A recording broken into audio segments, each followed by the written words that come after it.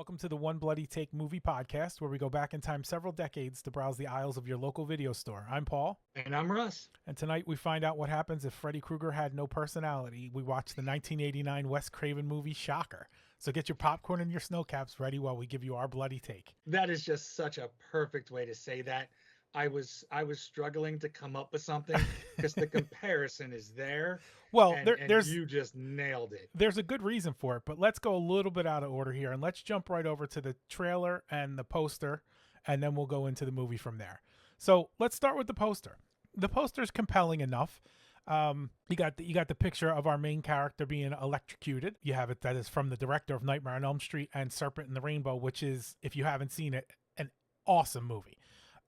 That might be, I guess, Wes's third best movie possibly.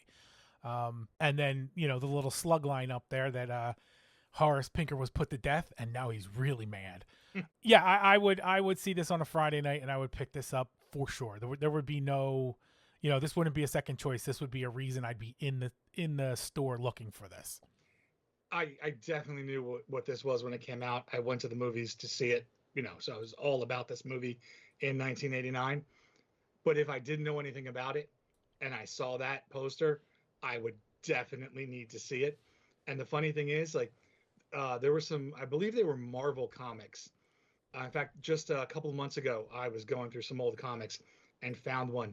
This poster was an advertisement stapled in to some of the comics. So you could pull a comic advertised to kids, because I wasn't 18 at the time. Right. And you could have your own Shocker poster. They also wrote a book. I don't know if you can see that on the screen there. They also wrote a book about it too. I got a whole like novelization of this movie. That's how highly they thought of it, and I don't know why. Yeah. Let's watch the trailer. Let's see what the trailer does for us.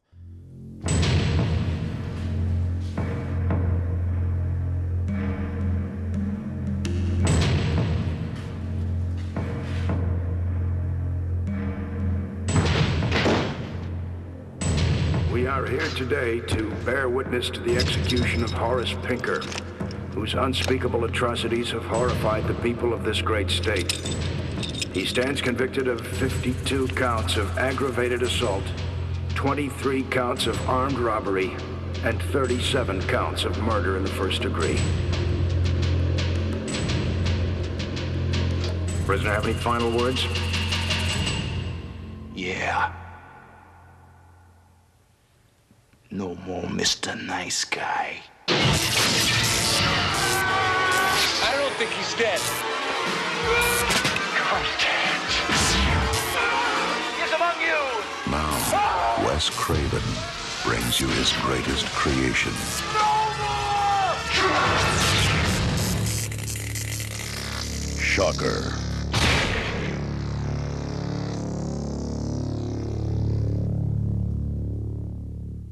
All right, there's the trailer, and the trailer does a good job of conveying information about the movie, I would say. The trailer is equally as compelling as the poster in my mind. It would definitely be a movie I would go out to see. I don't believe that I did, but it wasn't for lack of desire. It might have just been too young to convince my parents to go to a horror movie. So all in all, the press package has us in on this movie. So what do we have here? We have Wes Craven, who at this point in time, his name is a golden stamp. You see that name, you're assured. Well, you're supposedly assured of a quality product. Now, here's what happens here, and I don't know if you're aware of this or not, but in 1984, Wes Craven puts out Nightmare on Elm Street, and it pretty much sets the pace for horror movies going forward at that point. It's huge. And Wes Craven is weaseled out of all of the royalties for this movie, or at least a large part of them. And as anyone might, he's ticked off about this.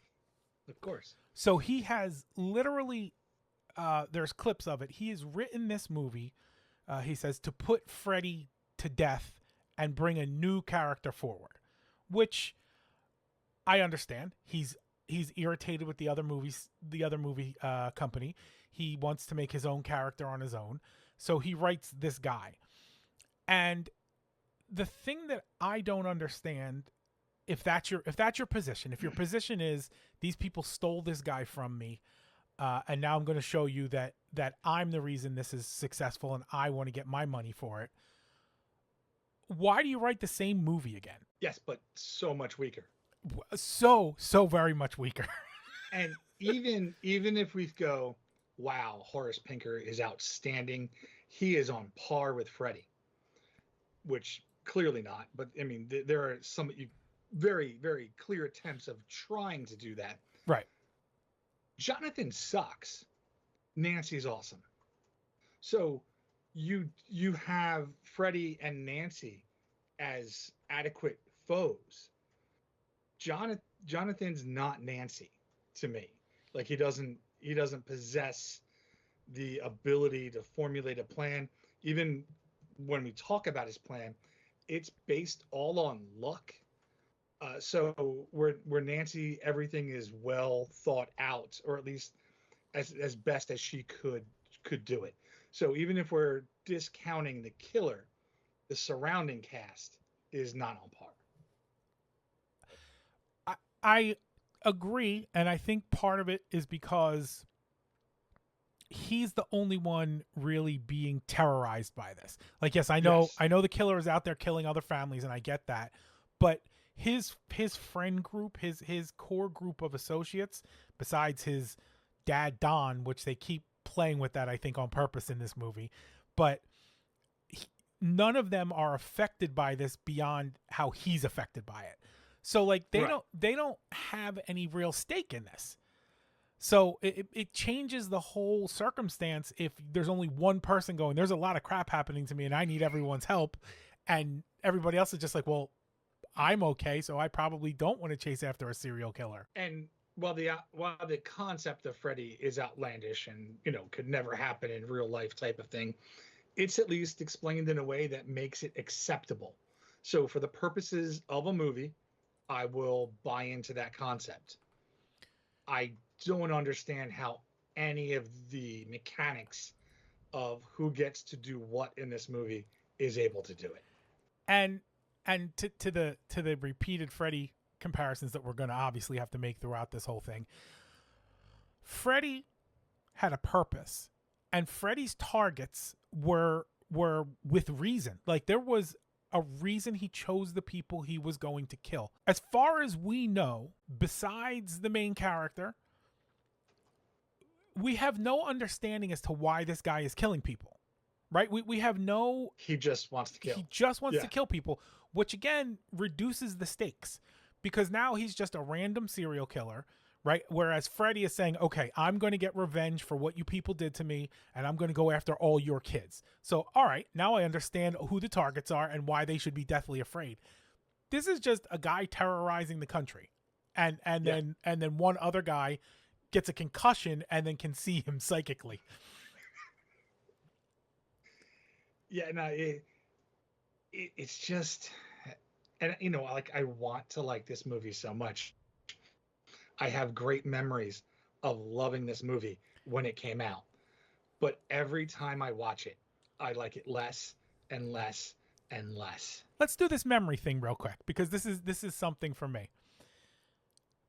I don't know if it was me or you who suggested the movie in the first place, but I suggested this one. Okay, when it was brought up, I said I like this movie. I remember this movie. It's a pretty great movie.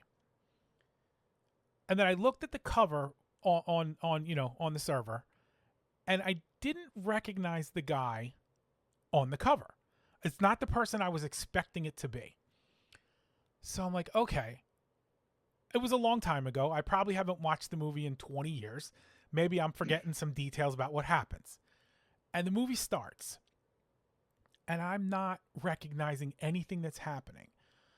And it's unfolding, and our killer's doing our killer's thing.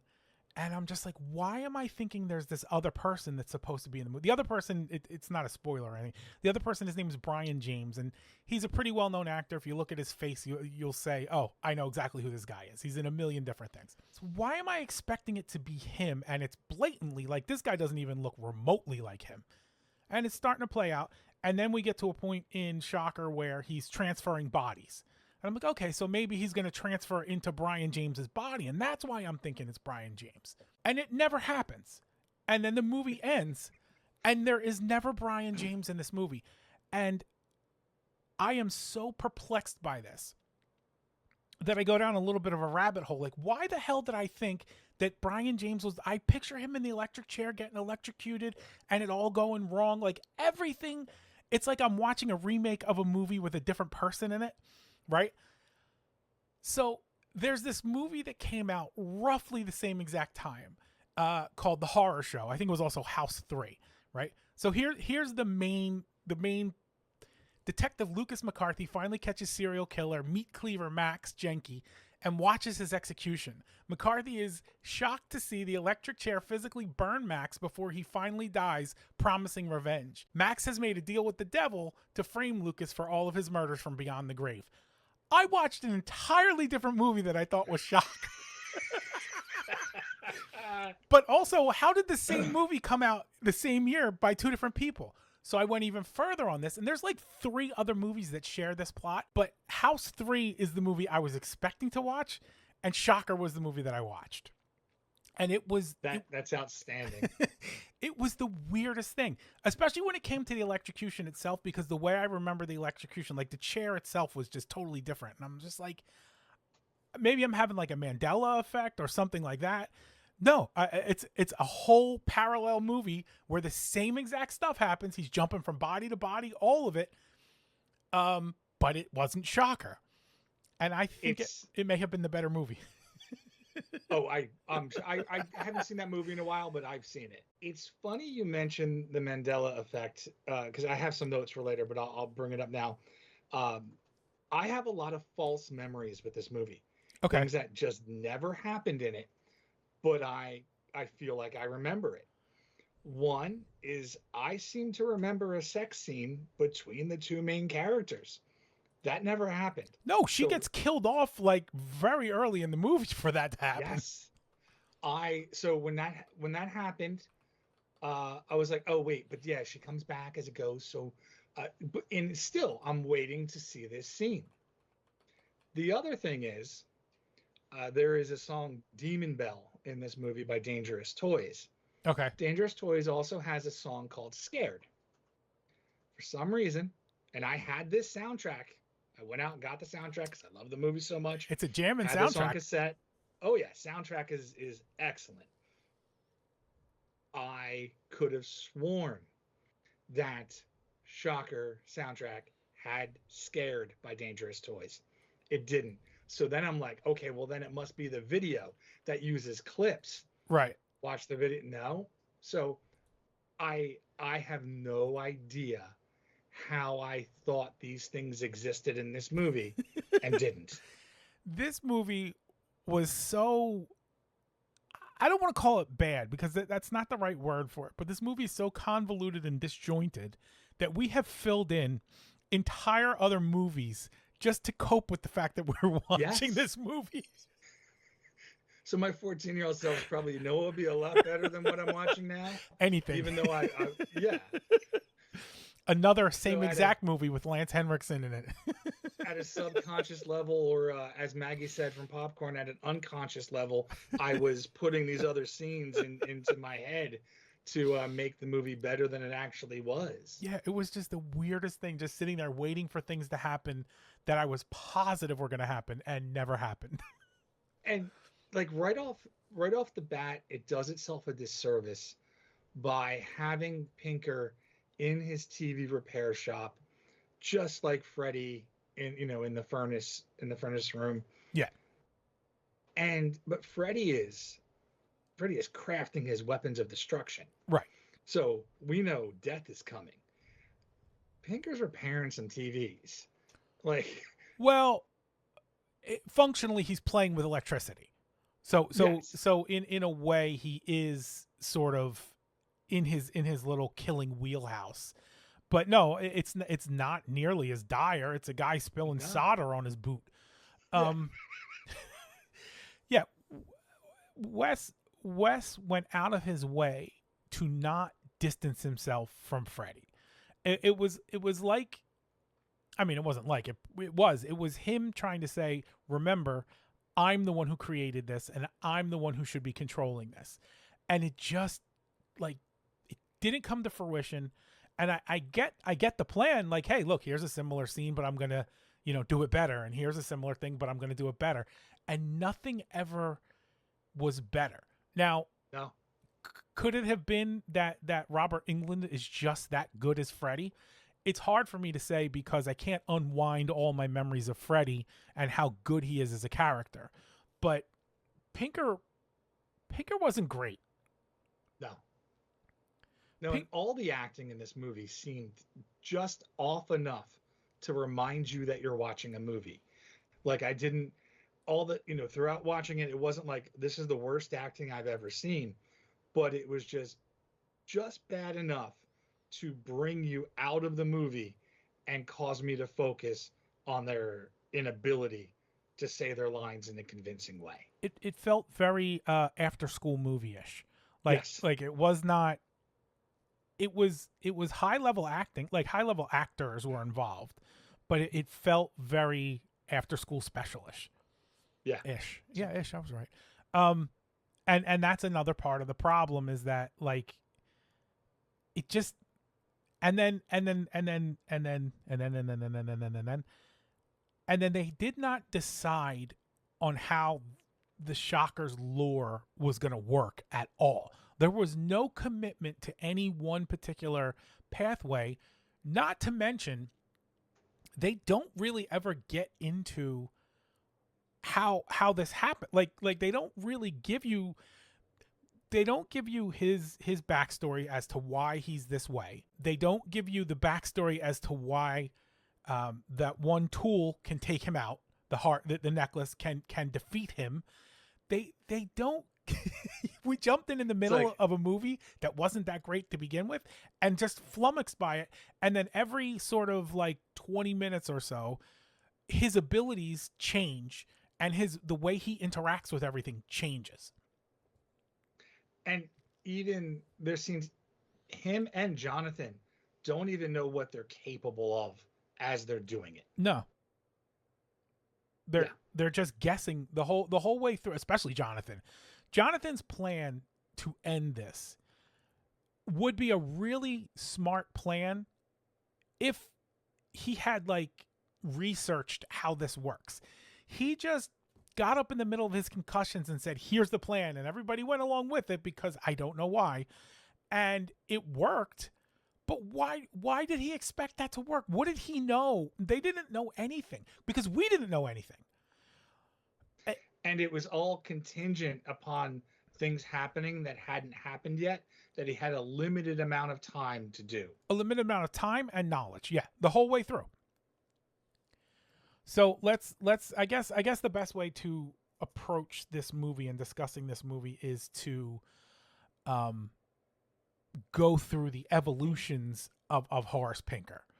So we start out with the Horace Pinker who it runs a TV repair shop, and we're assuming, but we're not really given any direct connections, that we're hearing about murders on TV.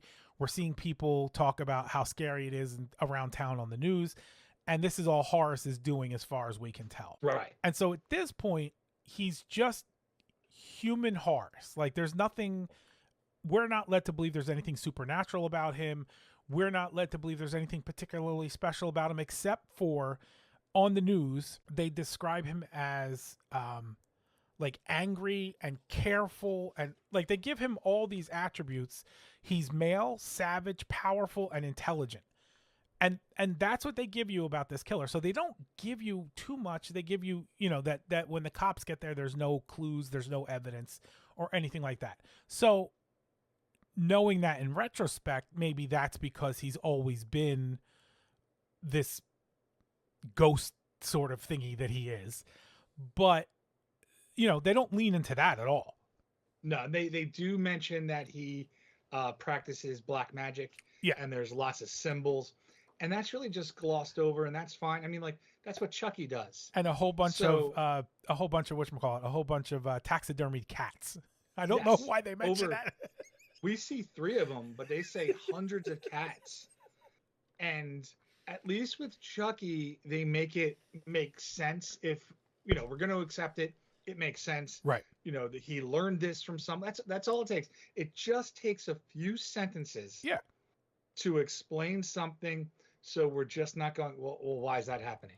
Sentences or even imagery can do a lot. When you see Pinker working in his lab, there could be imagery. There could be things that just happen sort of in the middle ground that you go, oh, I see what this guy's going to be up to in this movie. Right. I feel like him practicing black magic at the beginning instead of turning a few screws would have done this movie better. Right.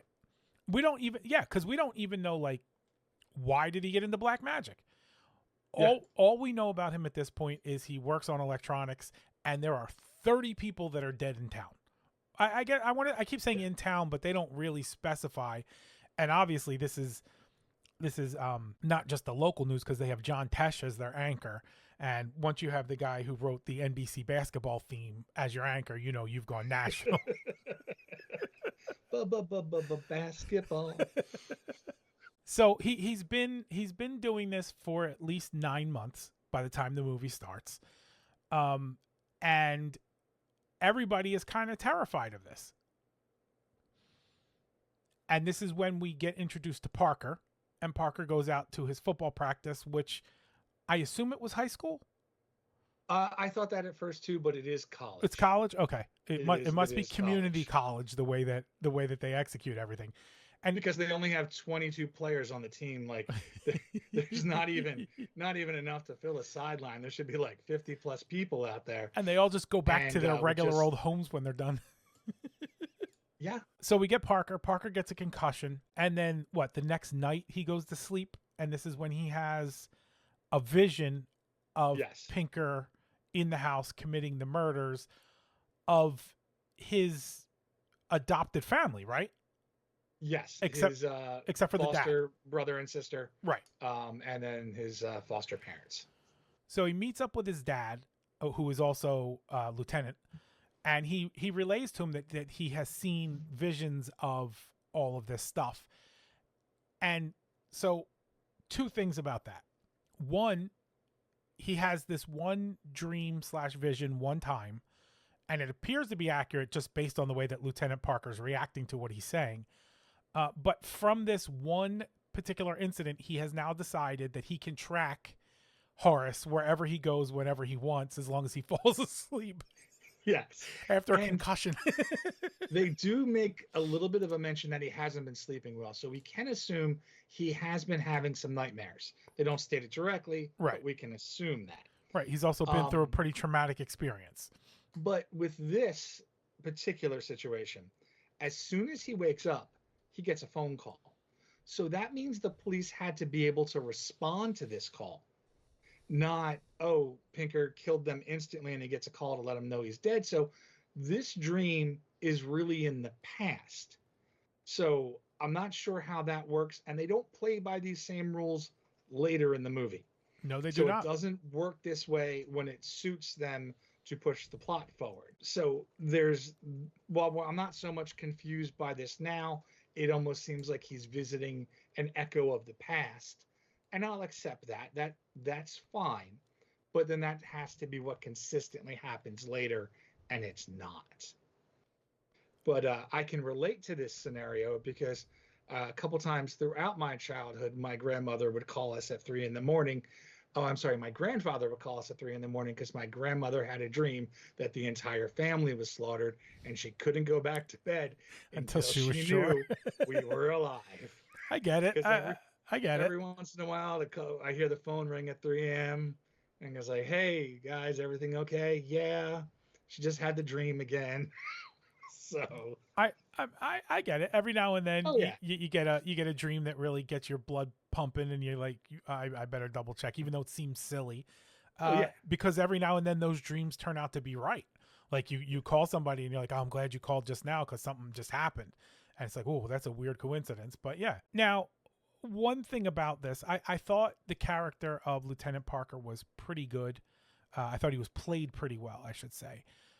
But he was awfully well composed during this movie, considering what was happening to him in the midst of this movie. He seemed like he was just the greatest compartmentalizer ever. Yeah, he does look like somebody that, won't allow themselves to have emotions, Right. type of person. But even with Lieutenant Parker, that's another parallel to Nightmare on Elm Street. Nancy's dad's an officer.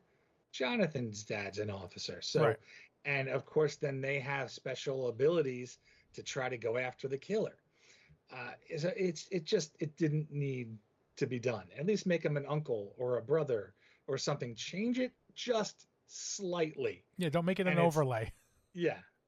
So we finally catch Pinker, and so obviously they don't even show any court scenes or anything like that. He's going right to death row, right to the old electric chair. And so now we're going to get into the next evolution of him. But first, we see that he has asked for his final request in his cell before he's brought out to be electrocuted is to have a TV in his cell, which I don't think anyone would ever grant just from the aspect of all the pieces that he could fashion into weapons with that TV. But then also they decided to give him jumper cables too, so I'm not sure where those came from at all.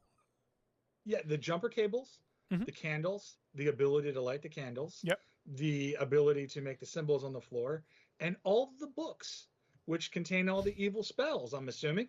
Unless he was just looking up words in dictionaries. They were rather thick books, all opened up on the floor away from him, far enough for him not to be able to read, but they're there so we know that black magic is happening. And the TV's kind of apart too. So Yes. he's got tools. He's got access to some sort of level of tools as well. But yeah, and so he's kind of on his knees holding the jumper cables, sort of praying to the TV, I would say. And very poltergeistish electrical hand comes out. And why? We don't know. Yeah. We have no understanding of what's happening here. And this is one of the many parts in the movie too where I go, what the fuck was wrong with me as a kid that I like this? Like, where did I go wrong? Because we see these giant lips in static form, Mhm. and Pinker screams out like, give it to me. And the lips in a ridiculous voice for evil goes, you got it, baby. Like, what the fuck were they thinking here? They're How they're can trying you not tell to Wes Craven no? I to be honest with you, at this particular point in time, you probably can't.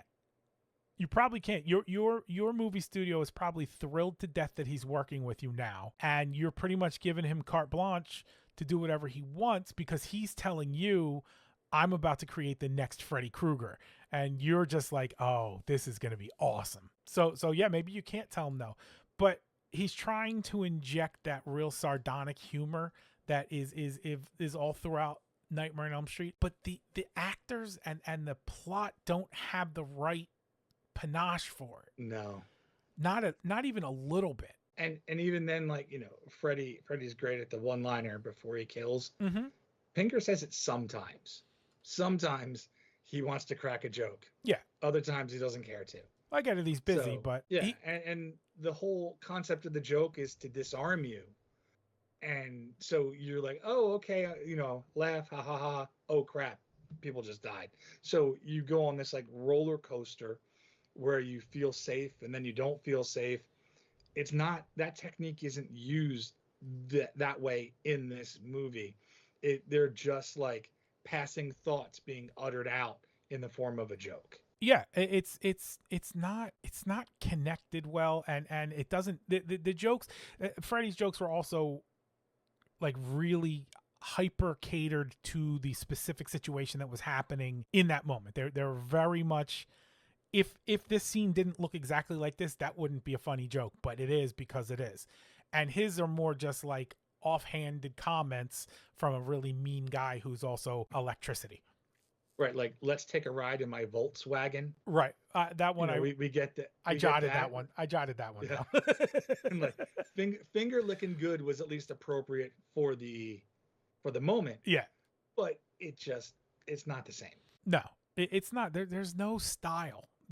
There's no style, and it keeps getting worse because they keep not deciding what he is. So he comes out of this situation, and I guess we see the TV kind of blows up on him, and so it looks like he's dead in the hallway, and the guards decide that they have to revive him, otherwise they'll get in trouble. They're getting in trouble either way. But they're getting in trouble either way. Yeah. But like, which one of you jackasses gave him a TV and jumper cables? Right. Exactly. But even in that, like, what does that trouble look like? How dare you kill the serial killer before we get a chance to kill him, you bastards? I say leave him dead. So they revive him, and patently obvious before it even happens, the guard who's giving him mouth-to-mouth gets his lip bitten off. And then the other guard gets his fingers chomped off. And that's the finger licking good scene that you mentioned. And these morons also handcuff him hands in front. Yeah. Instead of flipping him over. Yeah. No, there's no intelligence here. But after watching him blow himself up and then come back to life and then bite the face off of one guard and bite the hand off another guard, we're just going to casually take him to the chair and strap him in and electrocute him now. And we try. And the mayor, I'm assuming that guy's either that guy must have been the governor, not the mayor. The governor gives a nice little, I don't usually, enjoy doing this. I don't usually have, but in this case, this is well justified and this is the right thing. And we hit the switch and it doesn't work. It kind of works, but it doesn't work. It doesn't kill him. So the doctor goes in to check on him. And when the doctor goes to check on him, she gets electrocuted out of in contact with him. But she doesn't die. She just kind of gets like blown backwards. And then the lights go out. Everybody goes crazy. And now Pinker's on the loose again. We have Pinker Part 2, which is, we're not sure if he's dead or not, to be honest. Did he just like not get enough electricity to finish the job, or what happened here? Because we just saw him filling himself with electricity. So we could expect that he's doing this to be able to withstand those jolts. Right. Except for then we see him kind of burst into flames and just disappear. His suit empties out and he disappears. And for the human body, when being cremated, the temperatures needed to do that. It's like around 1,400 degrees, I believe. 1,400 to 1,800 degrees. And even then, it doesn't burn the bone. It makes the bone brittle. Yeah. The bone is then pulverized. Correct. And also turned to dust. So for that to happen, in comparison, that's as hot as lava. Mm-hmm.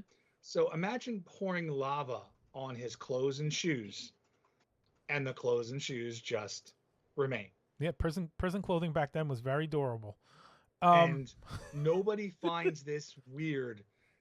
Lieutenant Parker is just says something like, "Yeah, that chair kicks ass," or something along those lines. Like, yeah, no, you just witnessed this happen. Why aren't you reacting more to what you saw? This is that composure I was talking about. Now at this point, a bunch of people have witnessed this, and there does not seem to be an adjustment in society. You know what I mean? Like, if we sent someone to the chair and the 20 people who were sitting in there to witness it said the power went out and then his body vaporized and then his suit remained, there would be mass panic, right? There would be just mass panic. And that does not happen at all. There's other scenarios later in the movie where people should be more concerned and have more panic, and they're acting like they see this every day. Yeah. This is the weirdest town ever. This is also when we find out, if we didn't figure it out already, that Jonathan is Horace Pinker's son. Right. He hinted at it earlier, but now we get confirmation about it.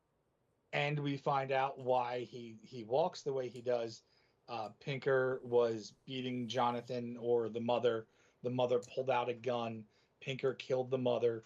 Jonathan got the gun and shot Pinker in the knee. Right. And that's why he's got one of those, I think they call that a walking limp, because you can still run perfectly fine with it, but you can't walk. Oh, you can't walk. Yeah, because that was because he can also walk across extension ladders with ease. You can also kick as hard as you can. You know, like off of that foot, not even with yes, with the off of that foot. Off of that foot. And Jonathan would have been 7 years old at the time. Right. And I get that trauma can mess with your memory. Sure. I'll buy that Jonathan can't remember his actual dad and the 7 years of hell that his life was. Sure. They live in the same fucking town. Pinker should know who his son was. Well, Pinker definitely knows who his son was. Yes, but why wait all this time to come after him? Because he was studying black magic. Yeah. Could just walk down the street and kill him. You know, like if he's there to finish the job and to put even more of this is complete bullshit into this. Pinker's extremely intelligent and smart and evading police, yet he kills his own wife and beats his own child. A police officer it takes in that child, and no one thinks to question Horace Pinker for the beating of his son and the killing of his wife. And it's not like he's difficult to find because his goddamn name is on his fucking van. Not to mention the lieutenant who took charge of Jonathan has no idea that this is his father. Like, what did that adoption paperwork look like? Father unknown. Yeah. He's just a street kid. There is just such a loss of logic and just how things work in the real world. And I understand movies don't work necessarily like that. I'm willing to accept bizarre shit in movies. Yeah. But you have to be able to connect the dots and go, a reasonable person would behave in this manner. A reasonable person would solve this crime. And no one can. Especially when it comes to like the law officers. Like Lieutenant Parker has placed himself in the middle of this feud by adopting Jonathan while Pinker is still alive, right? And this cop who's been promoted to lieutenant, who seems to be the guy that everybody else follows, has no clue what's happening in his own town with his own son. And it defies consistent logic. And even then, let's just role play a little bit here. Oh, I love that. Yes. You're Lieutenant Parker and you're Lieutenant Parker and I'm Jonathan. Okay. And I come to you and go, Don, I can tell you all the details of what happened in the murder of our family. Oh, go on. I know exactly what was I forget the brother's name. Right. Donnie. Yeah. Whatever his name. Yeah. No, that's Don. Bobby's fingers were broken. He was in the living room. Sally and Mom got it in Sally's room. Thanks, son. You're under arrest. There is no other possible scenario for him to know the details of this information with him not saying, I spoke to Officer A, whatever his name is. Right. And he told me what happened. He's saying he dreamt it. Right. And I don't even know that I have to arrest him at this point, but son, we're going downtown and we're going to go over some things. I need to understand all of the way that you just described this crime scene, that we apparently haven't released this information to anyone. So we need to have some pretty serious discussions, and I'd like to have them at headquarters because something weird is going on and I need to get to the bottom of it. Yeah. No, it was just like, you want extra fries with your burger? Okay, I'll see you tomorrow. Good luck at football practice. Yeah. Also, with the concussion and the good luck at football practice, things were very different in the 90s and the 80s. Yeah. That was just called getting your bell rung back then. He had the concussion and they're like, you're going to play through it? And he's like, yeah, I guess so. And then we get a bunch of Altoons. Yeah. So, but yeah, today it's so much safer and different, He might have might not have even ever he might not have even ever been able to have those Pinker visions if he was in this day and age with the better helmets and whatnot. Yeah. So the death row Pinker leads us over to Pinker the spirit transferring guy, which another thing that they don't necessarily clarify. He's into the black magic. We know this. He's got something, some sort of relationship with electricity. We're told this. We're told this.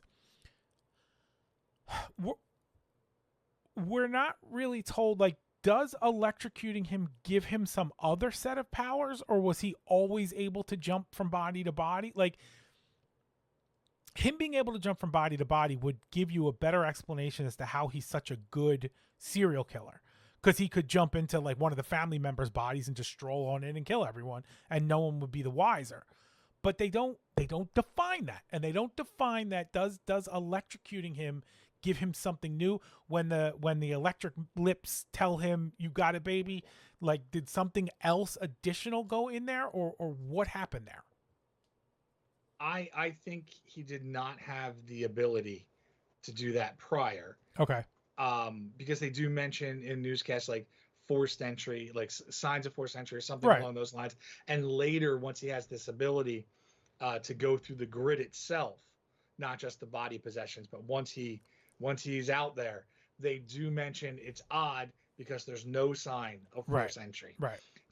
But I would then question if he knew how to do this all along, and it makes him even more powerful to have this power, why wouldn't he just do it to himself? Like, why wait to be caught, to be sent to the chair? Oh, yeah, right.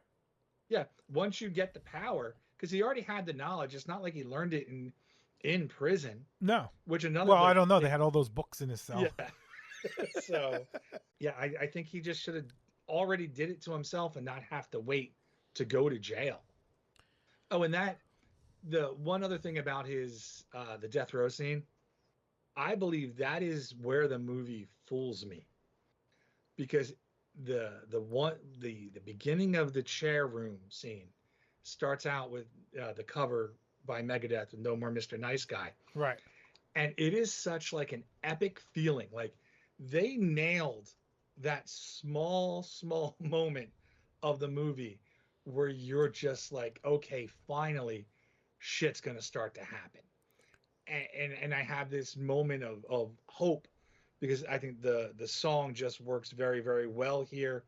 The atmosphere is set, the tone set, and you're ready just for some actually, I mean, there's a little bit of brutality, but it's very, very small moments. Right. It is not on the level of Freddy kills whatsoever. No. So I'm just waiting at that moment, like, yes, finally, and then it's just a letdown. Throughout this movie, the soundtrack is heavily leaning on hair metal, and this might be the biggest credit that I can give to this movie. The songs that were in this movie were doing the most annoying thing that soundtrack songs can do, which is they were speaking to what was happening on the screen.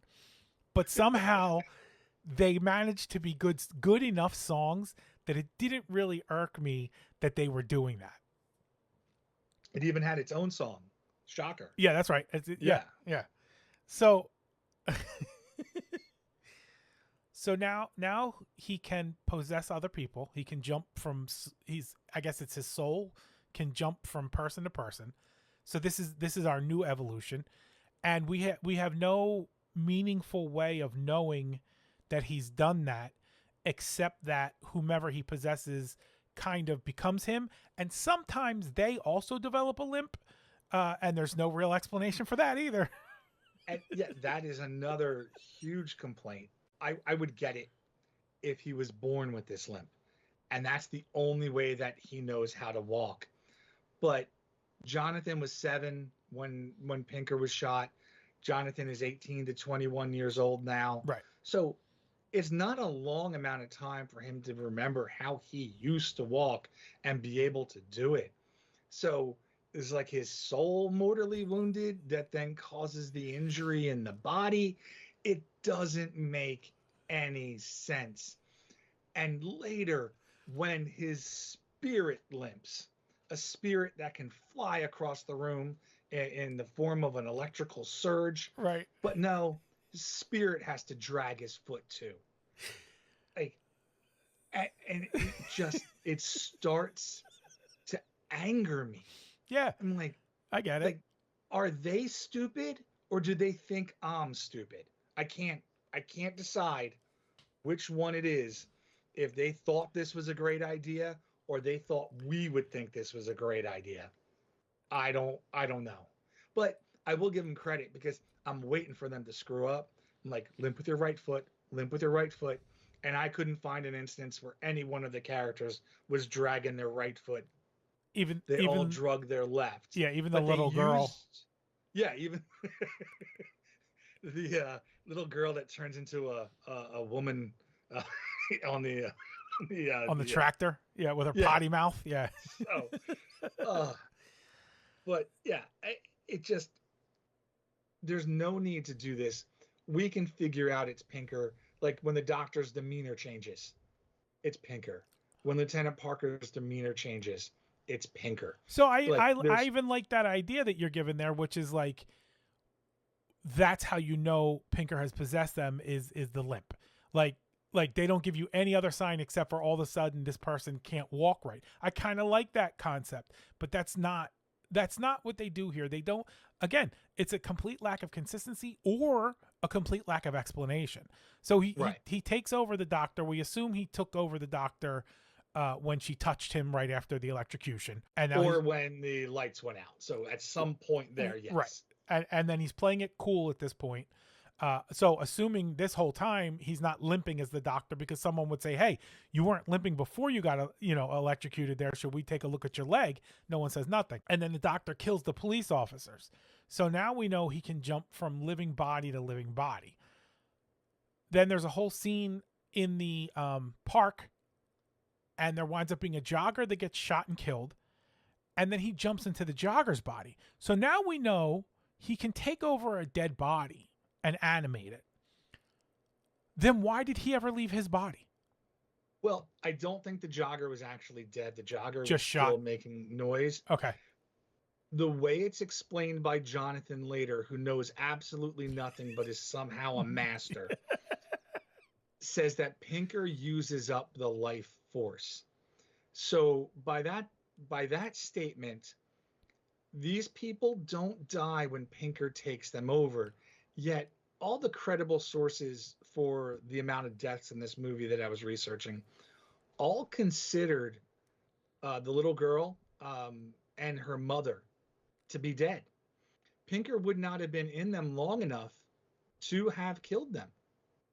So I'm very, very confused because everybody seems to accept the fact that these are two casualties of Pinker, yet Pinker was in them for less than 5 minutes, and even the mother less than a minute.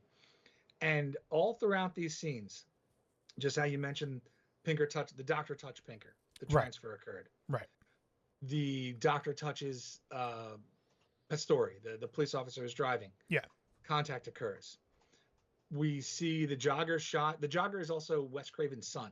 Okay. And the girl at the snack stand that Jonathan throws the dollar at, the crumpled up dollar bill at, that's Wes Craven's daughter. Oh, there you go.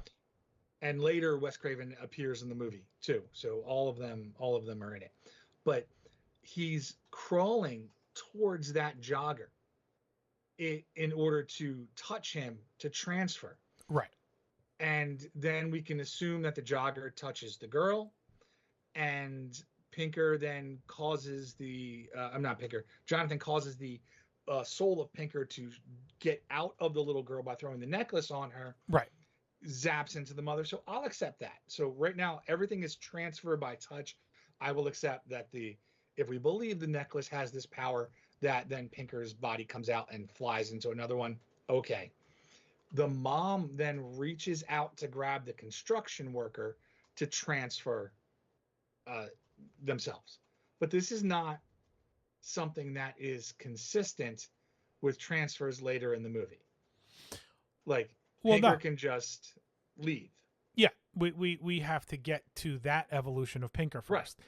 Because in the meantime, we've now learned, for no particular reason, Jonathan's girlfriend's necklace is the garlic to Pinker's vampire. Yes. We don't really know why. I had to look into it quite a bit to figure it out. And even the reasoning that I found sounded completely preposterous. But early on, her spirit appears to him, which we don't know why she was able to do that, and gives him the necklace and says, basically explains that this is your tool. And Pinker seems to be deathly afraid of this necklace. And we just don't know why. It's every kill begins with K. The explanation I read was that because their love was pure and he gave her the necklace, it represents pure love, and Horace hates that. Horace hates that. Okay. Like, just take him to a Hallmark store. Yeah, right. The rules for Allison are all over the place too. Yeah. She can appear as a ghost. Mm-hmm. She can appear in his dreams. Right. She seems to be able to give him the necklace for him to take into the real world. Right. She can interact with the world. Just like Freddy too. Yeah. You can grab something in your dream and you can bring it back. Mm-hmm. So we're playing with the same rules as Nightmare on Elm Street. Sort of. For whatever reason. And it's like, I don't. And even for no too, reason. Like, one of Jonathan's plans is for him to go to sleep and have Rhino watch him, just like Nancy went to sleep and had Glenn watch him. Rhino at least was able to stay awake, unlike Glenn. Yeah, Glenn sucked. Yeah. Glenn was an asshole. Oh, yeah. One job, Glenn. One job. You couldn't even do it. Tosser. Nothing is consistent or nothing is explainable. And why wouldn't, if Allison can come back, why can't his mom come back? Why can't his sister and brother come? Like, Allison's the only one that can cross over because... Why did Horace's body vaporize when he left it, and like none of the cops' bodies vaporized when they were dead and he left them? Yeah, it's just because that's what they wanted to do at the time.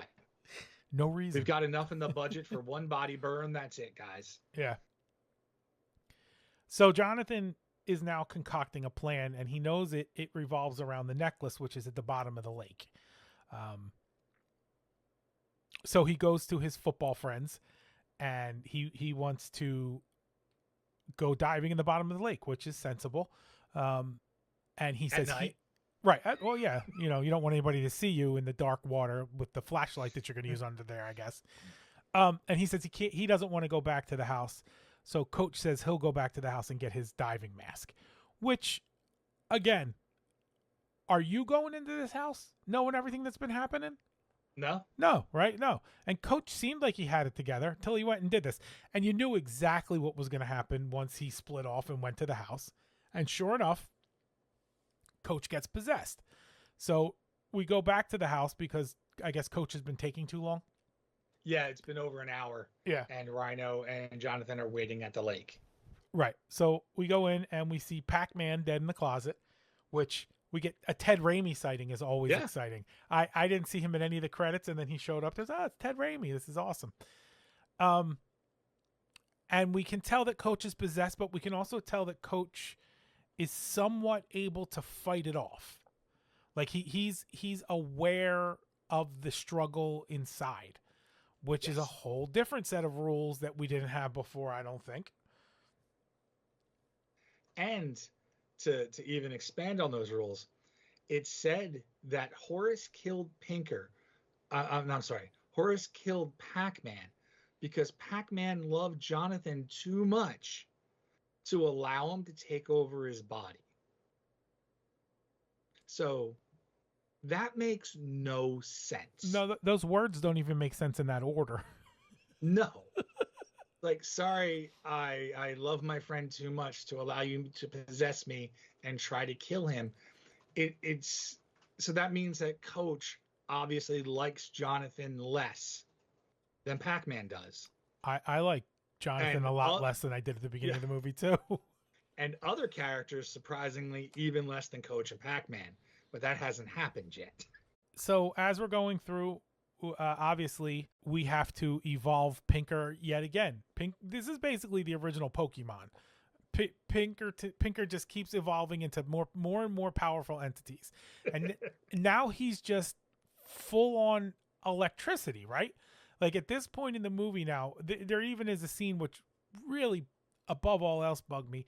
He broadcasts himself out of one of the satellite dishes on top of an electrical tower, which that's not how any of that works at all in any sort of way. Yeah, you don't broadcast electricity. Unless you're Tesla, no, you don't have the capability of broadcasting electricity. So, but now this is who he is. Now he can just operate anywhere where there's electricity. He can get in, he can get out, he can use the wires to his liking.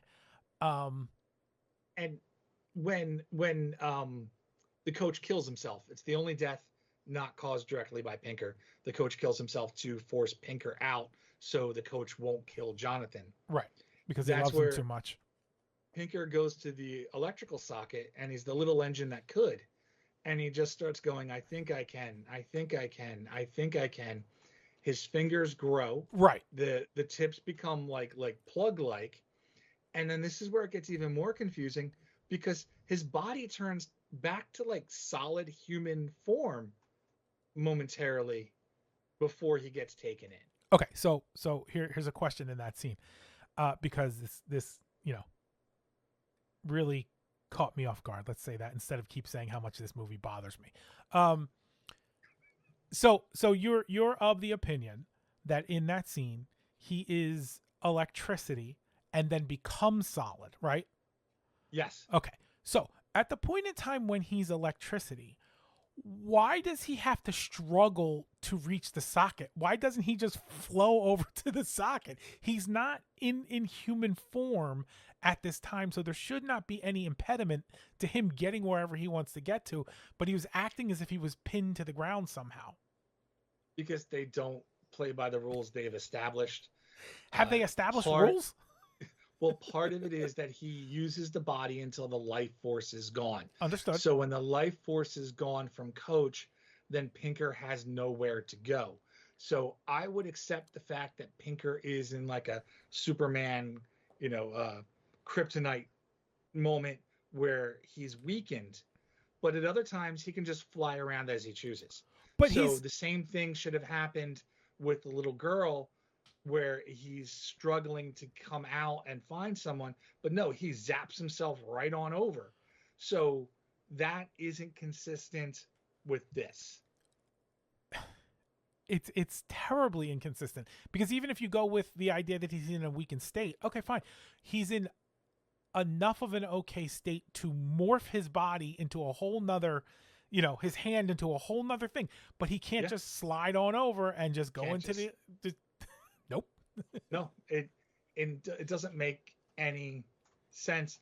And I don't know whether Pinker thinks I think I can means I think I can reach it, or I think I can become part of the electrical grid. Oh, you think you don't think he's aware of his power at this point and he's testing it out a little further? It could be either. Okay. I really don't know. I don't know if they know. Okay.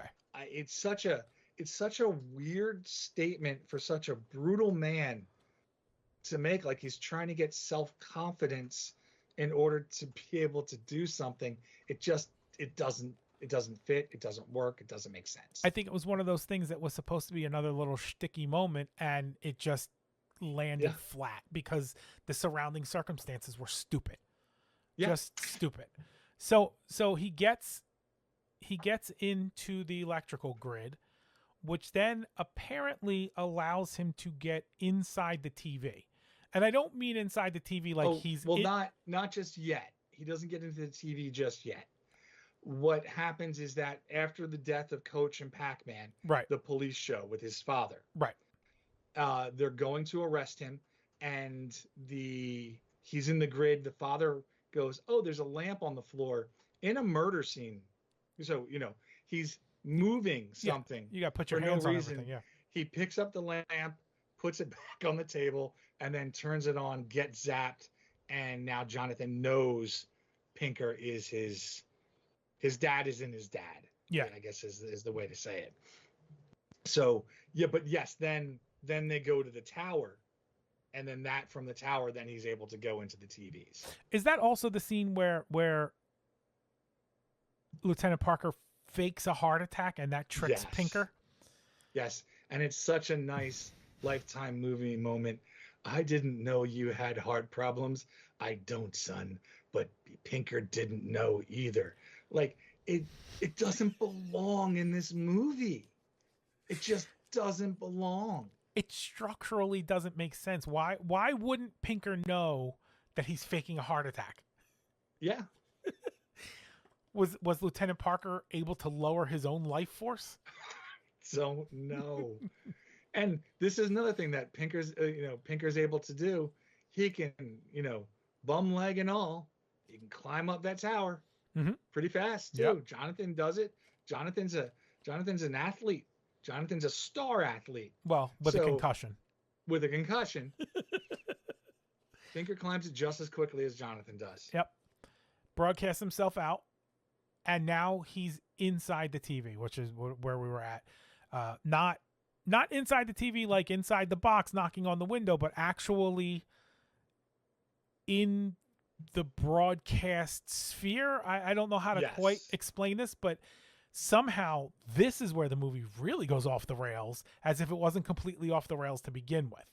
Because the next thing we see is like Pinker's like in a nature program, watching out through the TV and seeing Jonathan. Yes. Right? And he goes to try to kill Jonathan, but winds up killing one of the birds from the nature program. Right. Well, he kills a bird before he climbs out of the TV. Right. And before Pinker gets zapped off, and again, like in just such a poor attempt to be Freddy, I'm nationwide now, asshole. Yeah. Like, it doesn't provide anything except going, yeah, that killer's a dick. Like, it doesn't, it's not humorous. It serves no purpose. And ultimately, I guess the question comes to, why is Pinker even afraid of Jonathan or on the run from him? So at this point, theoretically, Pinker is in control of himself as electricity and as network television. He can go anywhere he wants and do anything he wants and never come in contact with Jonathan again, because he can even do so much as looking in on Jonathan's TV and seeing where Jonathan is to make sure he's not around. Why is the supernatural killer afraid of this kid who's shown no propensity to do anything intelligent except for throw the necklace on him once? And this guy's basically all powerful. Why didn't he just like split and just start killing people, I don't know, in Alaska? Yeah, he could have. And it's not like he's hell-bent on killing his son, because he could have done that any time. Right. After he lost custody. And Jonathan is only having visions sort of in process or afterwards. So it's not like police could like ferry him around and say, where's your vision at now, kid? Yeah. And on top of that, just for argument's sake, Jonathan's in California and Pinker is somewhere over in Yugoslavia doing killings. Like, what's he going to do? Call the cops and say, hurry up, get over to Europe. We got some problems. He's a precog. But one of the times he goes to dream, he makes note of his surroundings and goes in and he sees Pinker grabs a woman and holding her by at the top of the steps with a knife. He then has enough time to then get in the car and drive there before it happens. They're outside and they hear a scream. Right. So this time it worked completely differently than it worked when his family got killed. He saw that as it happened, or technically in the past, if we're going to judge the phone call for setting the clock. This one hadn't even happened yet. So why is it like he's not able to control when he sees the crime take place? So who even knows then if it's that night? Did it happen last week? Is it going to happen a week from now? Right. Because there are no rules for how he dreams and sees these killings take place. And that's also the scene where the Keystone cops all line up on the steps and Pinker throws the girl at them and Jonathan manages to hurdle everybody and go chasing after Pinker. Just no sense. This movie's falling apart as we go along. So he's broadcast himself out. He's in the television. But Jonathan's got a plan. Jonathan's going to bring him back into the real world so we can kill him, because that's what we did with Freddy. And he's going to set up a situation where I think this is what the plan was. It doesn't quite play out that way on the screen, but it does sort of. The plan seems to be going to bring him into the real world and then cut the power. That way he's got nowhere to go. He's got no recourse, why? Why does he have no recourse? There was no electricity when he was in the park jumping from body to body to body. Why does he suddenly have no recourse just because the power's out? Jonathan is just taking a wild leap in logic here, thinking because he's gone nationwide now, that he no longer has that ability to hop from body to body. Doesn't make sense to me. Why he would think that, I have no idea, but he does think he's purely electrical now. At least he doesn't say it, but I'm just trying to figure out what's in Jonathan's head with this plan.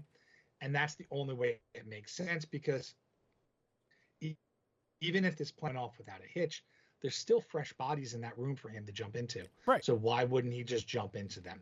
And we haven't. If everything goes according to plan, Pinker's trapped, just jumps into one of the reporters. Right. And we haven't.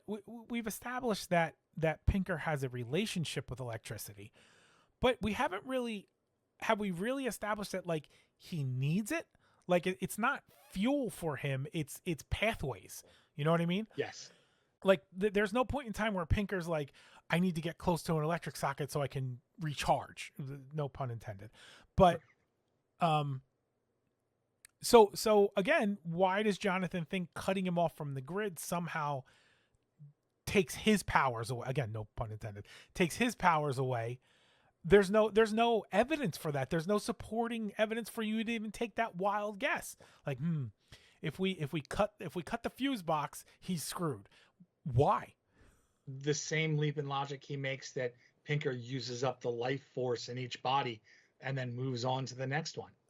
Like he just decides this is the lore, because I think they weren't able to find any way to actually lay it out for us, so they give us half-assed explanations as they go. It makes no sense. Yeah, that's what we got to lean on. So now we're back to Jonathan's now going to go into a dream state to get the necklace that we need to get this plan to come together. And he's also recruited a television reporter to set up shop in the bedroom where he's going to bring Pinker out into reality. And I think that is the smartest part of Jonathan's plan, because this reporter is the same reporter that interviewed Lieutenant Parker moments after he found out that his family had just been slaughtered, and he's shoving the microphone in his face trying to get an interview. So he knows this guy will do anything for ratings. But why does he need him there? I mean, I saw the end of the movie, so I know what he used him for. But before you saw that part, why did he need him there? And then I have a follow-up question to that, but go ahead. He needs him there because he needs them to be broadcasting live. So they will have the ability to jump through the TVs into their television set. Okay. In Sally's room. Okay. And that doesn't make sense, because Jonathan doesn't even know he has that power. Not only that, but in the structures that we've already seen, because Pinker can just walk out of any TV he wants, why can't Jonathan also walk out of any TV he wants? Why do we need to scope this out? But I hear what you're saying. Like, he needs the live broadcast happening as like his eyes into the real world. That almost makes sense. I kind of like that explanation. Right. I think it's the only thing I think Jonathan did right, but it's based on him believing he has an ability he doesn't even know he has. Yeah, I the confidence that this kid has is overwhelming.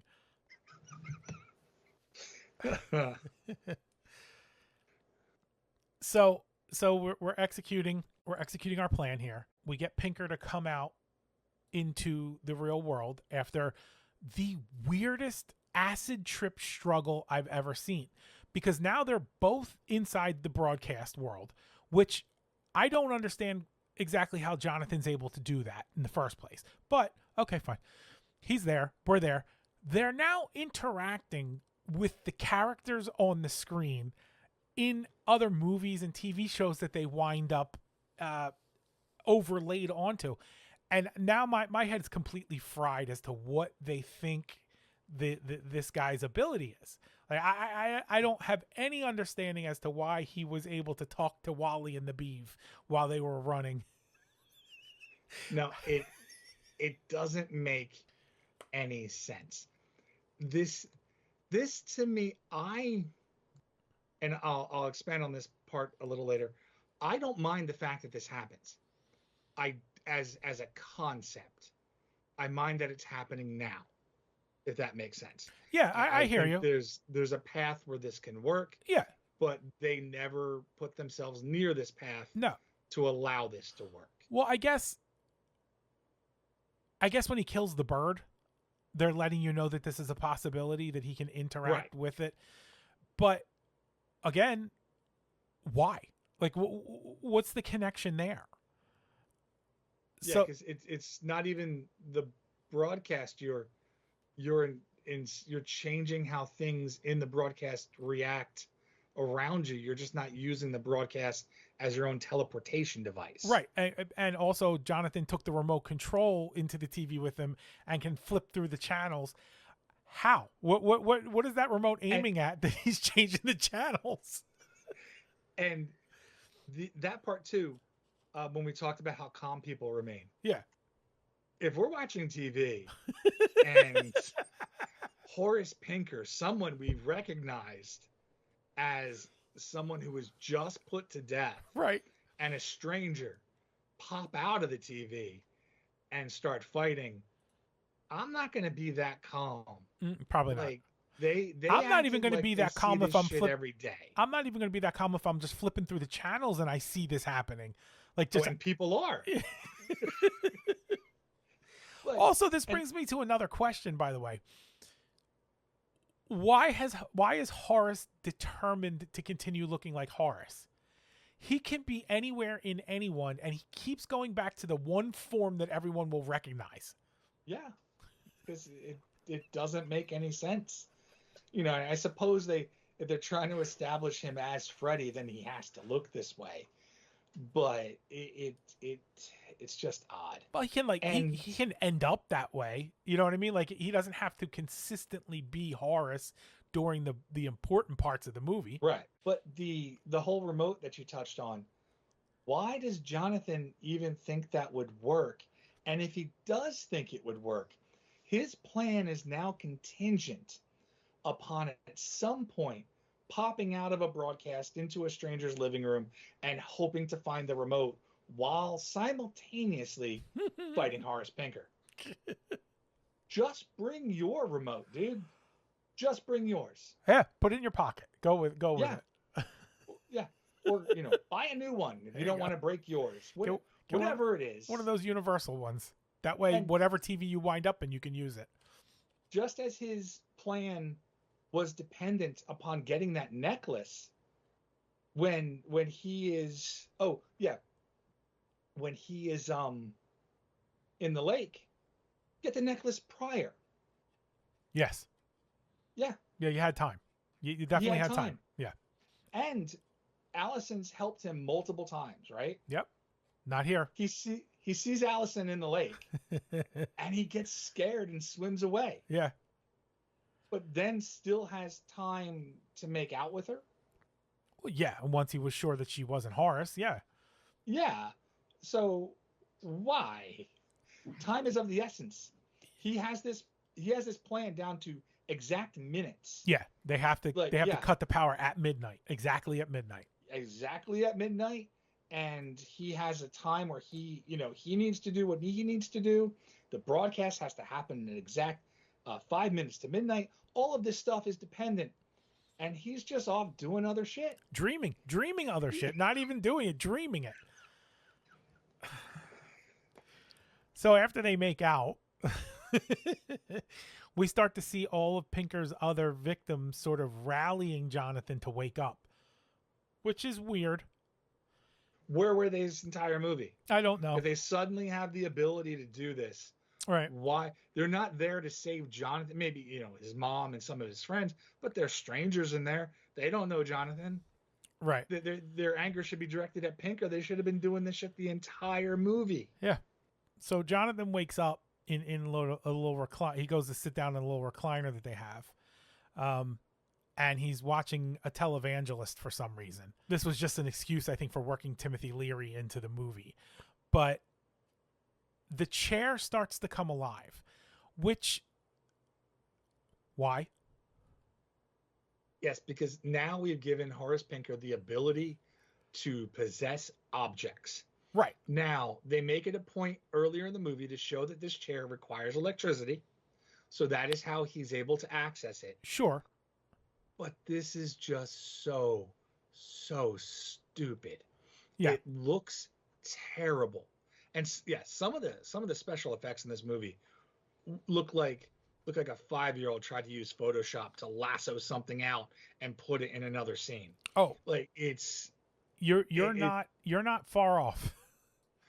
Like for a Wes Craven movie, he should have been embarrassed how some of this stuff looked. What happened was the guy who was doing the special effects wanted to do he had big dreams of what this was going to be. He had big visions of what this was going to be, to the point where it sounds like it was almost like bleeding edge technologically for what he wanted to do. And then somewhere around 3 weeks left in filming or whatever, this guy has a full-on nervous breakdown because he's afraid he's not going to be able to get the work done in time for the movie. And so they go around and collect up all what they have, and Wes Craven turns it over, I think, to one of his kids to finish it. With 3 weeks left, they put this movie together. And that's part of why this is also hodgepodge, is the person who was actually crafting this movie just had a nervous breakdown and left the filming. And you can, now knowing that, you can kind of see where when you get to the part where they're actually in the television, you can get the sense that that's about where that guy had that breakdown and someone else took over. And it just got totally, literally Looney Tunes. It got completely out of hand because someone else was not only doing this, but rushing through it to get it in time for the release. That makes sense. So anyway, so back to our fight. Jonathan's wrestling with the big blue couch, and so Pinker now can travel through the grid. So he moves out through the light, he moves out through the grid, and then back out through the ceiling light. Jonathan has the necklace, fights him off. We got a little struggle, and Pinker goes back into the TV. And this is again where they're jumping from show to show and popping out into different people's rooms, which, like you said, nobody really, oh, well, guess it's another Thursday. And then Jonathan pauses the remote once they're back in Sally's room. Once they're back at Sally's. Yeah, once they get back to Sally's, which is what Jonathan's plan was in the first place, he hits pause on the remote. So this is when his friends blow the grid. And we know this because obviously everything's turning off around town and in the room. Right. And Jonathan advises Pinker that he's got 3 minutes. And Pinker says that his watch is slow and it's 12 now. And him telling him his watch was slow really seemed to bother Jonathan quite a bit. Because he's looking at his watch and tapping it and completely stopping this battle that he's having with this killer, with this supernatural killer, to check his Casio. So Pinker tries to escape through the TV again, but Jonathan pulls the plug, which he could have done at any point in time. You didn't need to have this whole intricate setup. You could have disconnected the electricity in a room with the exception of the one thing. And then once he's in there, unplug the one thing, and you would have accomplished the same circumstance, which is a room with no functioning electricity. Or really what you could have done, instead of blowing the power for the entire town, is just take out the circuit breakers. Have somebody in the basement flip the box. Yeah. If you hear me stomp twice, flip the box, and that's it. But no, we're taking the whole town with us. Because if that happened, then when Jonathan screams, "Rhino, no!" For some reason, Rhino may have actually been able to hear him instead of miles away at the power station. Maybe his voice travels over electric Yeah. lines. So where do we go from here? Where do we go from here now that he's trapped in this non-electrical room? Well, before we progress, there are some things that have happened at this point that make absolutely no sense to me. Yes, the whole rest of the movie. Gotcha. Yes. The televangelist saying, "Check your perimeter," over and over again as we zoom in on his face to where his face is taking up a majority of the screen. Who is this televangelist? What purpose does he serve? Who's controlling him?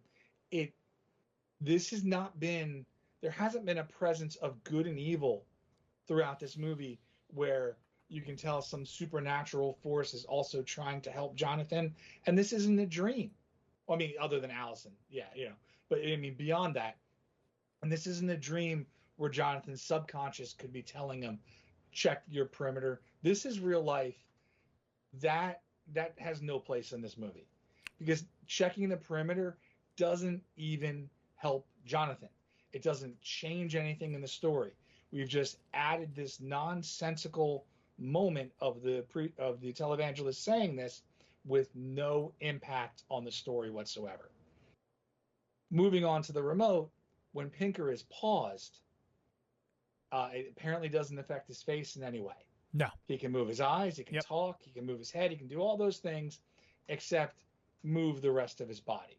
So when the power goes out and then Pinker can move, the remote control is not powered by electricity. The remote control is powered by a battery.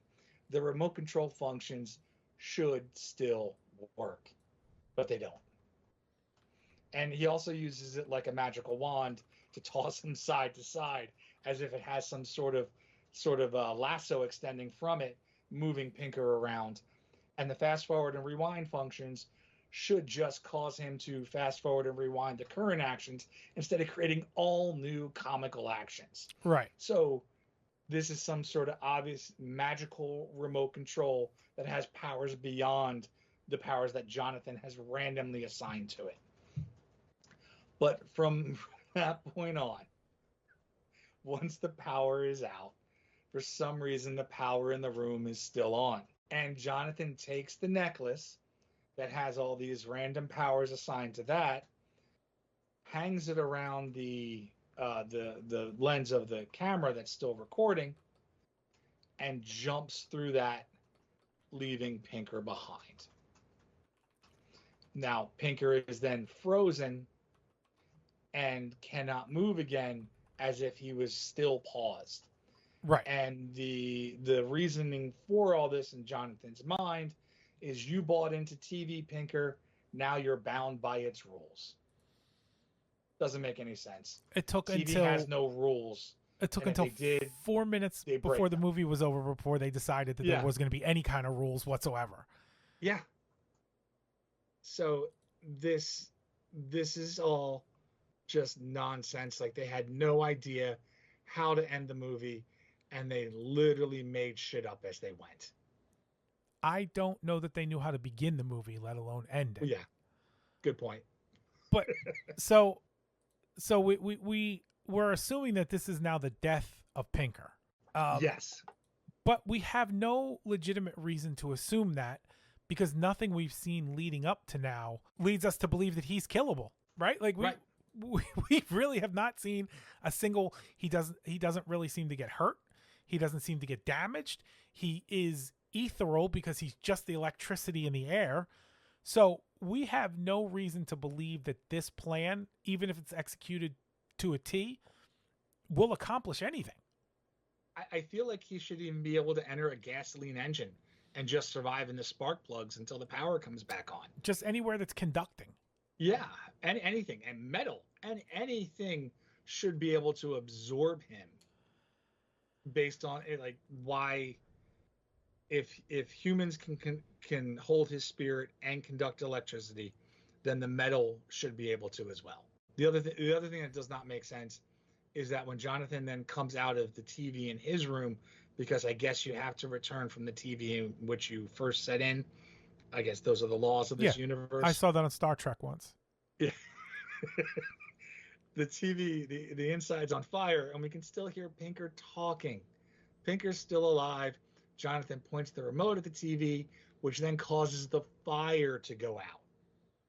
Yeah. So, okay, I guess that works. And then he blows on the remote like it's a gun that he just shot, and he's blowing the smoke away. Nonsense, just absolute nonsense. Yes, the entire movie was absolute nonsense, and it ends on a high note of the ultimate amount of nonsense, because we still never really explained why Jonathan has the same powers that Pinker has in a certain way, like traveling through the TVs and stuff. Like we have no explanation for most of this movie, and that's the problem with it. The movie starts in the middle and doesn't really, I don't want to see a long backstory. I don't need a whole prequel to this movie, although maybe that could be pretty cool. But we just jump in the middle. Everybody's already got their whole creature established, and it just keeps changing. And that, I don't think ever for the better. No, I don't think we improved a single character during this movie as they got stronger or different or whatever it might be. I am surprised there's not like a list of 10 writers. Yeah. Like that would then make sense of this, where, they all played a game of telephone as far as what the powers and lore were. Right. And each one of them has a different interpretation of it. And that's what we got. That was one of the first things I went to was, well, maybe Wes didn't write this one, or maybe Wes didn't write Nightmare on Elm Street, and that's why Nightmare on Elm Street is so good, and this just misses the mark everywhere. But no, both Wes.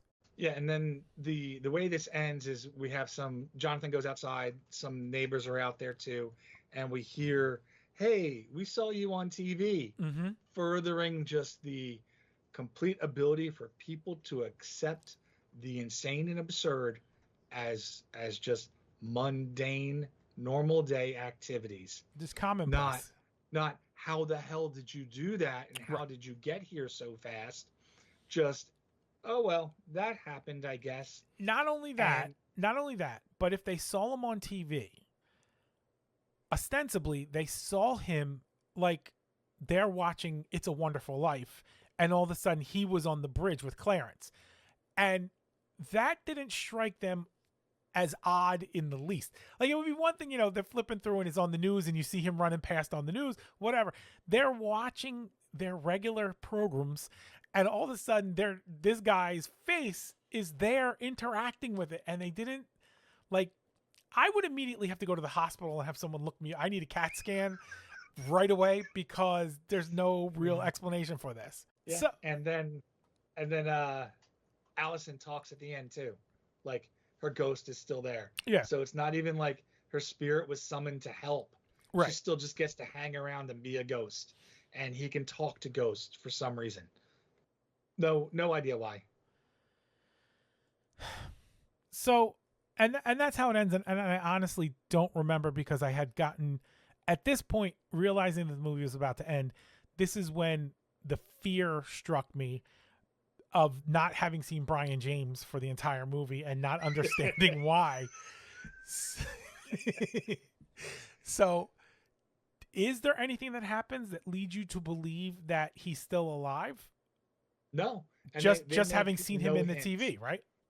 And now, talking about how much, Wes wanted to make his own Freddy, that was one of the sticking points where Wes sort of lost an argument as far as what they were going to do at the end of Freddy, where he didn't want Nancy's victory to be hollow. Right. He wanted her to be triumphant. Right. Because then it takes away from everything she's accomplished. So the fact that we don't even get a hint that Horace has the ability to come out, he's letting Jonathan do what he wanted Nancy to do, and they're not even close. They're not even close as to the adequate foe of a slasher killer. It just so far apart in not only their physical screen appearance, the actor and actress's ability to be on the screen, and just their plans in general. I mean, I know that they're not coming up with them. It's written for them, obviously, but Nancy was treated so much better than Jonathan was. Because she was so much better. Oh yeah, no, but I meant like the script she got was better than yeah. No, I didn't mean like there was any preferential treatment. Well, no, I know, but yeah. she's treated better, not necessarily because the script is, well, yeah, 100% because the script is written better, but because the entire circumstance of that movie, you know, with your suspension of disbelief, you still have an entirely crafted movie that makes some sort of logical sense. Understanding that traveling through dreams and all this stuff is a little fantastical. Great, fine. Again, Freddy gets killed by the parents, so he's going to go attack the kids. And this is what he does. He's picking off the kids one by one. And one of the kids figures out what's going on, gets everybody else involved in trying to save who's left and figure this thing out. And on the scope of things, you could write that movie without it being supernatural, and it would still pretty much work, right? There's a killer in town, and he's picking off these kids, and we got to figure out how to stop him because he's picking off these kids out of revenge. You didn't need the dream part. The dream part made it super cool. Don't get me wrong. I'm not saying take it out, but what I'm saying is if you took the supernatural part out of that movie, you could still craft that as a pretty good movie. I don't think that if you took the supernatural part out of Shocker, you'd have anything to work with whatsoever. Yeah. Because there's no stakes. He's not killing Jonathan's friends' families. He's not killing, the wife's, his mother's, he's not killing anyone even tangentially related to Jonathan with the exception of his adopted family. So if his game plan is revenge, like you said, he had 14 or 15, 11 or 12 years where he could have just walked up to the kid and blown his brains out the back of his head and not had to go through all of this minutia just to not kill him. Yeah. And that's why Nancy's a better character, because the entire movie has a construction to it that this lacks. And it causes you to root for Nancy. You want Nancy to do well. You feel bad for Nancy when her mother treats her the way she does, when nobody believes her, when her friends let her down. Right. There's all these emotions tied to it where you're cheering her or you're scared for her. Jonathan, okay, whatever happens to him, it doesn't impact my enjoyment of the movie whatsoever. If he dies, okay. If he lives, okay. I have no feelings either way on the matter. Yeah, that's another thing about this movie, but I don't want to say it just yet because I think I'm going to save it for a different part of our final questions. But there's now another thing that as we're discussing this strikes me as a huge problem in this movie, but also speaks to how poorly they planned all this out. So ultimately what we had was 4 really good rock songs and a terrible movie. I think that's where this lands. So I don't even know how you work this, but if you're the killer, what do? If I'm the killer, yeah, like we've talked about this a little bit here, I killed Jonathan prior to this. If I seem to be hell-bent on killing him, I do that. Otherwise, when I come out of the TV and Jonathan's sleeping, I don't go, oh, what would be pretty funny is if I became his chair. No, I just kill him in his sleep. Right. Movie over. Because he had the opportunity to. He was in the room walking by when Jonathan was being alerted to his presence. And even then, why would he have to hide? Jonathan's in the defenseless position in the bed. Pinker has the higher ground. So he's going to easily be able to kill him. And the other thing I don't understand, and maybe that's why they said, like, oh, Pac-Man loved him too much to allow him to possess him. why doesn't Pinker just possess Jonathan? Why doesn't Pinker possess Jonathan, have Jonathan kill himself, and then hop into another body or back into the electrical socket? So I just possess Jonathan, make Jonathan kill himself, and then move on. I mean, that all works just fine. How do you survive if you're the one being tracked? Oh, I have absolutely no idea, because there are no rules to this movie, so I don't know what to do. Rubber boots. That's the only thing I can think of. I'm wearing rubber boots all the time. I just have to be born not as Horace Pinker's son, and not have a family that lives in this town. So I have to be single, right, and not related to Horace Pinker. That's how you survive this. He's not picking off one person at a time, other than when he's in his. He's picking off trying to escape. families. Yes, or not being in the park. Right. So I avoid parks. Which is don't easy make enough. myself part of a family. Sure. And I don't make myself part of Horace Pinker's family, and then he won't notice me. That's pretty much what it is here. That works too. Yeah. All right. So I'm going to ask this a little differently than we usually do. Do you think they thought they made the movie they set out to make? I'm going to kind of veer off from what I wrote before, but at this point, I have to say no. Okay. 'Cause I wasn't really sure. At this point, talking about what we've talked about and how he wanted this to be the next Freddy Krueger, and the shit we got on the screen, this is not what the vision was when this concept was born. I think I 100% agree with you. I think going into it, he thought he was going to create the next great, horror killer. And I think by the end of it, he recognized that he had fallen short. Now, it does bring me to another quick question, which is, how difficult must it be to work with Wes Craven? Because he had all these sorts of troubles filming Nightmare on Elm Street too. The original Nightmare on Elm Street met with all sorts of butting of the heads with Wes in the studio and things like that. And now he tries to make this movie, and it just it feels like Wes Craven's an incredibly difficult person to work with. So would you watch this movie again?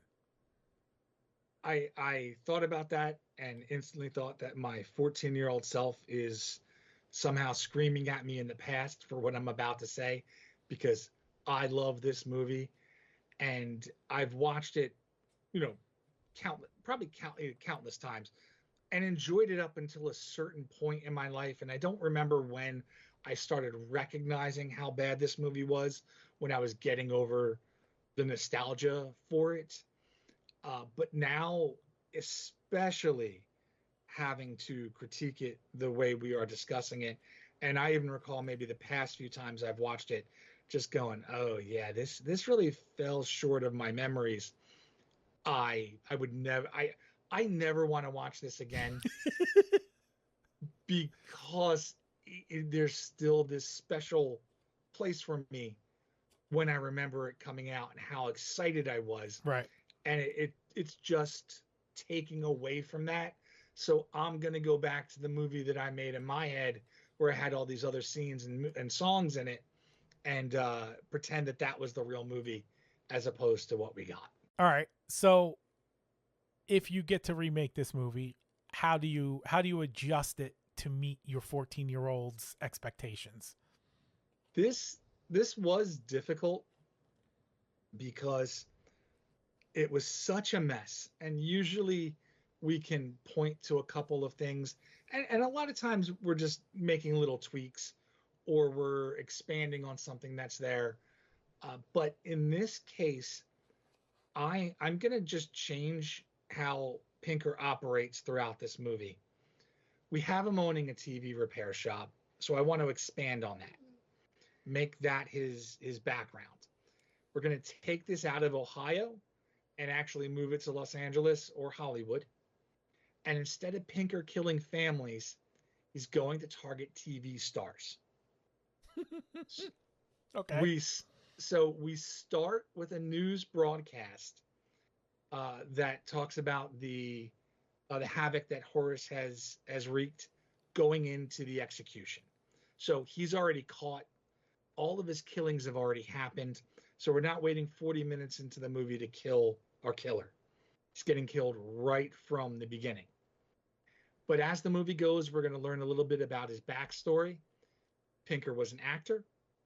He lost out on a part that would have been his big break due to an actor he thought was his friend that gets the part Pinker was supposed to have. Turns out that would have been his role of a lifetime. And now he's watching his friend, get all the accolades, the riches, while he's an out-of-work actor who owns a TV repair shop. And then when he finds out his friend did something behind the scenes, came up with some sort of lie, did something devious to get the part for himself, and Pinker would have otherwise had the part, that's when his downfall begins. He swears vengeance, gets into black magic to achieve his goals, and kills people, leaving hints at the crime scene that only his actor friend would know it was him. So now we actually have a motivation for him to kill. We have somebody that's going to understand what's happening in the story, believable or not, because we're going to just take the concept that the black magic use is just going to be what you can do in this type of movie. But before Pinker can actually kill his old friend, that's when he's caught and put to death. And now we lean more into the comedy of this movie, the part that I would have enjoyed in a different movie, which is where they are going from show to show, and he's trapped in those shows trying to get out and still get his friend, killing all the people in the shows along the way. So he could have killed, Beaver, and Leave It to Beaver is no more. Like, that just stopped existing. So he's sort of rewriting history as he goes, and in maybe hopes of still trying to rewrite history to where he gets that role. But we find someone who can help that actor protect against the black magic that Pinker's using, and they use this knowledge to set a trap, and Pinker is eventually defeated.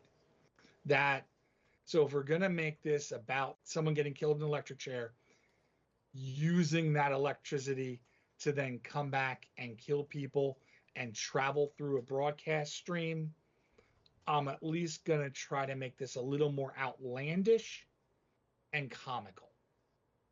Okay. I'm going to go a little different on this one from the comical part. I because the comedy fell so flat for me in this movie, I think I can omit it and make a better movie. That's part of it. So this is what we do. We start out with Pinker and his wife and his son. And he's gone batshit. And he's beaten the living daylights out of them. And the cops are called because a neighbor hears it. And when the cops get there, Pinker has killed his wife and is under the impression that he has killed his son as well. But the kid survived. So Pinker's in jail for the murders. For whatever reason, he's got like a, not a ridiculous sentence, 20-year sentence, whatever it is. This is the period of time where he's studying black magic and he's studying electronics. So this is where he's picking up his knowledge while he's in jail. Meanwhile, the kid has kind of recovered and is living somewhere else and is aware that his dad's in jail, but like really isn't totally aware of everything that's happening. We take Pinker, he gets out, he served his time, he gets out, and he's now got all of this knowledge. But we keep repeatedly reinforcing the fact that he's just a lunatic. So he's off doing killings for the sport of doing killings. And for whatever reason, the son starts having visions of these killings. Now, this is the part that I was thinking about when you were talking about Nancy versus Jonathan. No one believes him. And that might be a core problem with Shocker, is basically within hours, he gets a concussion, has a vision, and pretty much everybody just rides along with it, right? Like the dad is really critical of it, but Everybody else is just like, yeah, what do you need us to do, bro? Like, nobody says this is the stupidest thing I've ever heard. Nobody says, are you sure you just bumped your head? Everybody's just like, let's ride. So and even when the dad is critical, he changes his mind very quickly. Right. So nobody believes him, even though he's giving these accurate descriptions of what's going to happen. So he's now determined to stop him on his own. And this is where this is where you get your fight and your conflict. And basically, roughly tweaked around, he's got to lure him out into a room that's grounded, electrically grounded. And so once he gets him to try to do his black magic in this room, it kind of fails him, and that's when he can capture him and kill him. But I think it can be done in a more, I don't want to say serious manner, but I think it can be done in a darker manner, with a lot more blood, a lot more bloodshed, and a lot more suspense than whatever this thing was, where they didn't lock into any sort of rules at any given time and kept doing things that were antithetical to things that already happened. It's one thing if like you keep morphing the rules, but I can't go back and say, but earlier this wasn't the rule, just all of a sudden there's new rules. But they kept doing things and then doing the next thing that was just like, well, hey, wait a minute. You did that last thing that tells me this thing can't happen. So I can clean all of that up in this way, make it bloodier, make it darker. And the whole movie is really just about the kid trying to stop all of this because he feels like he's the only one who can, because no one will listen to him as he's describing these things. So maybe his descriptions are a little vague. They're not, so spot on. Like you'll find a fingernail underneath the couch, Right. Like it's a little vague, but not so vague as to say that this could be anything. So it becomes his priority to stop him, but he doesn't know it's his father until we get to that last conflict. And then everything kind of like, he says something that trips the memory, whatever it might be. And it all rolls back. And that's because Pinker doesn't know that he's alive. Pinker thinks he's dead when he's in jail this whole time. And Right. This is when he finds out he's still got a son. And this is what turns it all. End your conflict, end your killer, and end the movie. I don't want anybody coming back after this movie because the way that they've established this, technically he should be immortal. So either we have finished him off or we can never finish him off. There's no in between for a guy who operates on electricity and can just go anywhere at any time for any reason. No, I agree. That sounds good. Yeah. And definitely this movie needed more blood and gore. For a Wes Craven movie, and especially trying to establish what they wanted to do here, if I were to tell you, name your top 10 favorite nightmare kills, based on okay, well, they're, you can talk about that. But if I were to wait a year and say, what were your favorite kills in Shocker? The one cop got throat punched with a knife, but that was a really quick scene. There's no extended gore scenes. Everything happens pretty quickly. The goriest parts aren't even deaths. It was the lip and the fingers, like that. So there's not a lot of gore in this for what you would expect out of somebody that they wanted to be Freddy Krueger. So this is another thing with this movie. The original cut of this movie went to the MPAA and was rated X. And he had to do like 15 or 20 cuts to this movie in order to get it to come in under the R flag so that the movie studio would release it.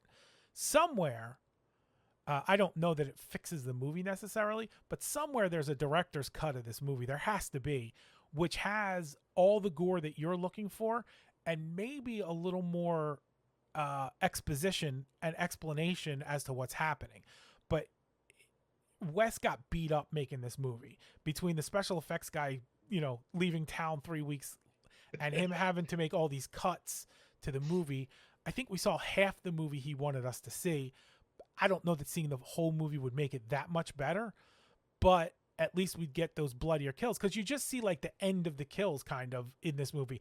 Right. Apparently during like the guard scene, he actually spits out the fingers.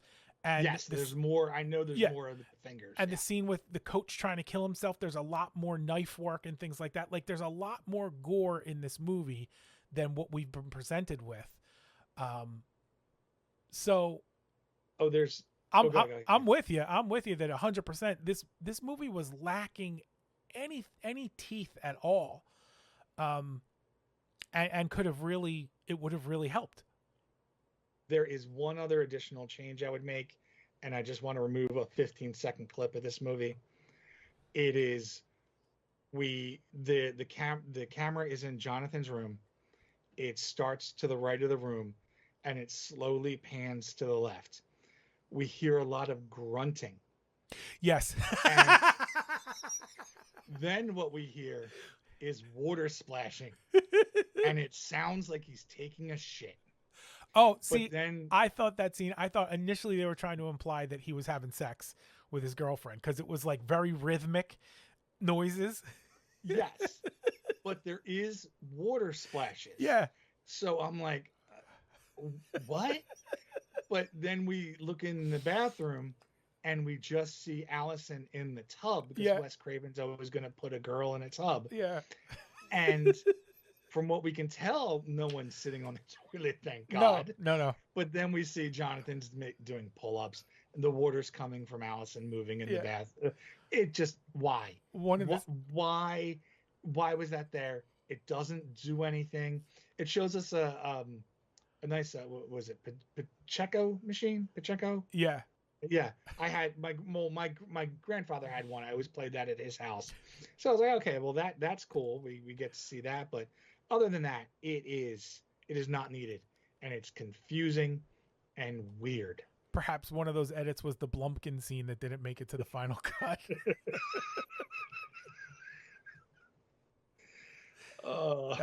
That would cover the grunting and the splashing all at once, and you'd have less questions. So that's that. I don't think we have much more to discuss. We've bled this one dry. No. So that's our bloody take on this one. If you have any comments, questions, or you want to suggest a movie for us, you can find us at Instagram, Facebook, Tumblr, Blue Sky, and Twitter. It's One Bloody Take, all one word. And we are at TikTok, _bloody_take. You can find the podcast on Spotify, Apple Podcast, YouTube, and Substack by searching out One Bloody Take. Put out a new episode every Wednesday. Next week, we're going to be discussing the 1989 movie Phantom of the Mall, Eric's Revenge. Can't wait to find out what Eric is getting revenge about. I'm Paul. And who Eric is. And I'm Russ. And thanks for listening to our Bloody Take.